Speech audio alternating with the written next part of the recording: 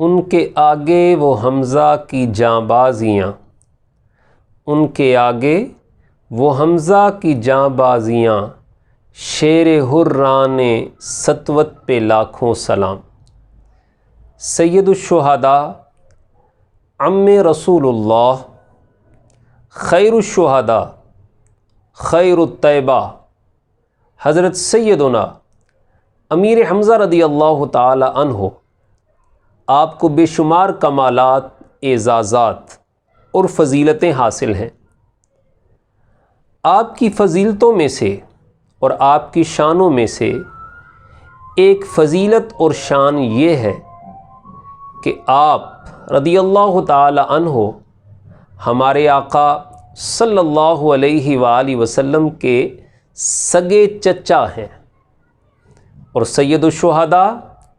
حضرت امیر حمزہ رضی اللہ تعالی عنہ کو حضور صلی اللہ علیہ وآلہ وسلم کے ساتھ ایک تعلق اور نسبت یہ بھی حاصل ہے کہ آپ حضور صلی اللہ علیہ وآلہ وسلم کے رضائی بھائی ہیں، جسے ہم اردو میں دودھ شریک بھائی بھی کہتے ہیں۔ تو یہ خاص دو تعلق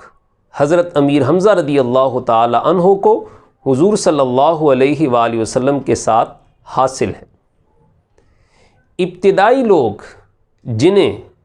دارِ اسلام میں داخل ہونے کا شرف حاصل ہوا، انہی میں حضرت امیر حمزہ رضی اللہ تعالی عنہ بھی شامل ہیں۔ ابتدائی 40 لوگ جو سب سے پہلے اسلام میں داخل ہوئے، ان میں ایک روشن نام سیدنا امیر حمزہ رضی اللہ تعالی عنہ کا ہے۔ ادھر حضرت امیر حمزہ رضی اللہ تعالی عنہ مسلمان ہوئے تو حضرت امیر حمزہ رضی اللہ تعالی عنہ نے جب اسلام قبول کیا، اس وقت سے لے کر شہادت تک اپنی تمام تر صلاحیتیں، اپنی تمام تر کوششیں اور اپنی تمام تر کاوشیں اسلام کی سربلندی کے لیے، اعلاء کلمۃ الحق کے لیے اور تحفظ ناموس رسالت صلی اللہ علیہ وآلہ وسلم کے لیے استعمال کی۔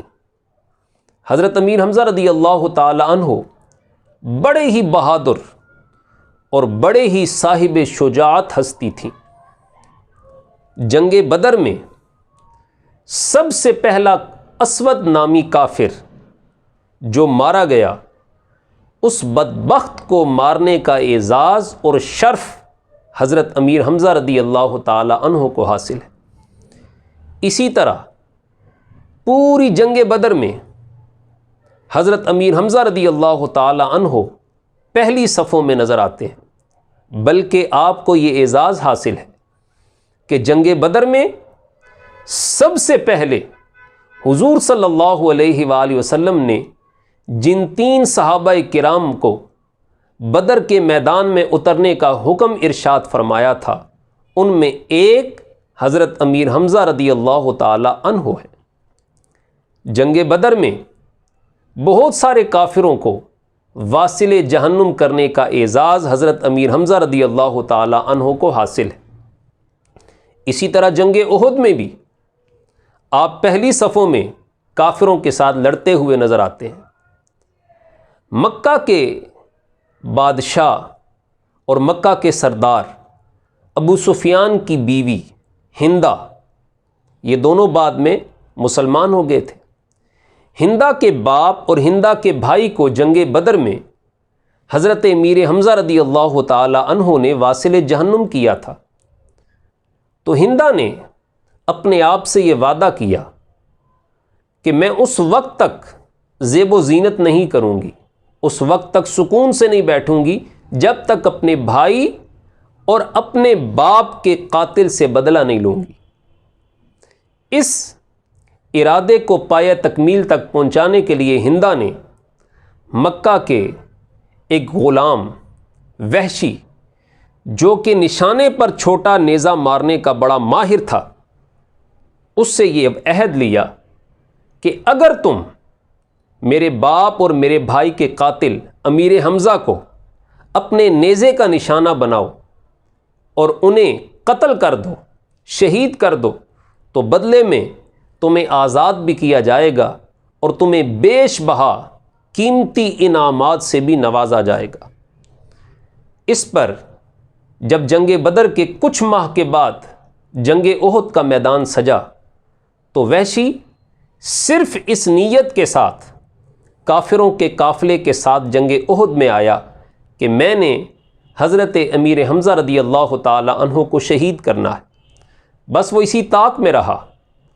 اور پتھروں کی اور درختوں کی اوٹ لیتے ہوئے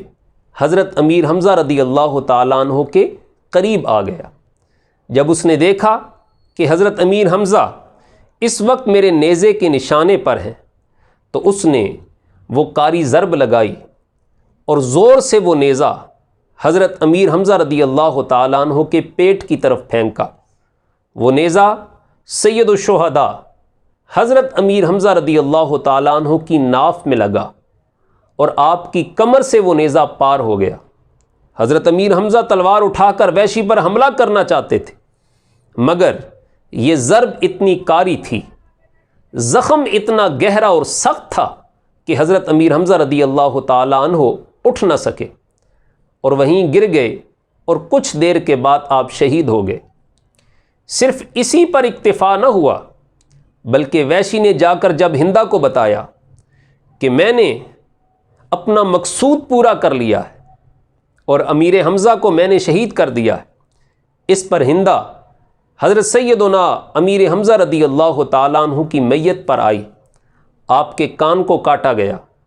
آپ کی ناک کو کاٹا گیا، آپ کا مسئلہ کیا گیا اور پھر ہندا نے آپ کے مبارک سینے کو چاک کیا اور کلیجے کو چبایا اور نگلنا چاہتی تھی مگر نگل نہ سکی۔ جنگ احد ختم ہوئی۔ میرے آقا صلی اللہ علیہ وآلہ وسلم بار بار صحابہ کرام سے پوچھتے تھے مجھے میرے چچا کا حال سناؤ، تو بتایا گیا یا رسول اللہ صلی اللہ علیہ وسلم آپ کے چچا حضرت امیر حمزہ رضی اللہ تعالی عنہ شہید ہو چکے ہیں۔ حضور سید عالم صلی اللہ علیہ وآلہ وسلم اپنے محبوب چچا حضرت امیر حمزہ رضی اللہ تعالیٰ عنہ کی میت پر آئے تو کیا دیکھتے ہیں؟ کان کٹے ہوئے ہیں، ناک کٹا ہوا ہے، مبارک سینہ چاک ہوا ہے اور سینے میں سے کلیجہ نکلا ہوا ہے۔ اپنے چچا کی اس حالت کو دیکھ کر تاجدار کائنات صلی اللہ علیہ وآلہ وسلم کی آنکھوں سے آنسو نکلنے لگے اور حضور صلی اللہ علیہ وآلہ وسلم نے کچھ ہی دیر کے بعد فرمایا صحابہ کرام مبارک ہو، ابھی جبریل علیہ السلام میرے پاس آئے ہیں اور جبریل علیہ السلام نے مجھے خبر دی ہے کہ آسمانوں پر امیر حمزہ راہ حق کے شہید کے نام سے مشہور ہو چکے ہیں۔ اور سید عالم صلی اللہ علیہ وآلہ وسلم نے یہاں تک ارشاد فرمایا کہ اللہ کے نزدیک 7ویں آسمان پر یہ بات لکھی ہوئی ہے کہ حمزہ ابن عبد المطلب اسد اللہ و اسد رسولہ، کہ حمزہ امیر حمزہ رضی اللہ تعالی عنہ اللہ کے بھی شیر ہیں اور اللہ کے رسول کے بھی شیر ہیں۔ پھر احد پہاڑ کے دامن میں جہاں تمام صحابہ کرام کو دفن کیا گیا، تمام شہداء کرام کو دفن کیا گیا، وہیں پر حضرت امیر حمزہ رضی اللہ تعالی عنہ کو بھی دفن کیا گیا۔ حضور سید عالم صلی اللہ علیہ وآلہ وسلم باقاعدگی کے ساتھ ہر سال شہداء احد کے قبور کی زیارت کے لیے تشریف لے جایا کرتے تھے، اور حضور صلی اللہ علیہ وآلہ وسلم نے یہاں تک فرمایا جو بھی شہداء احد کی قبور پر آئے گا انہیں سلام کرے گا، قیامت تک یہ شہداء اپنے سلام کرنے والوں کو جواب ارشاد فرماتے رہیں گے۔ بلکہ حضرت فاطمہ خزائی رضی اللہ تعالی عنہا فرماتی ہیں کہ ایک دن میں احد پہاڑ کے قریب سے گزر رہی تھی، میرا گزر سید الشہداء عم رسول اللہ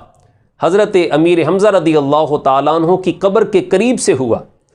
تو جب میں سید الشہداء حضرت امیر حمزہ رضی اللہ تعالیٰ عنہ کی قبر کے قریب سے گزری تو میں نے عرض کی السلام علیکہ یا عم رسول اللہ اے رسول اللہ کے چچا امیر حمزہ آپ کو سلام ہو۔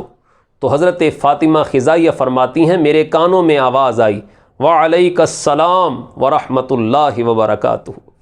اس سے پتہ چلا کہ حضرت امیر حمزہ رضی اللہ تعالیٰ عنہ کو اللہ نے یہ شان عطا فرمائی ہے،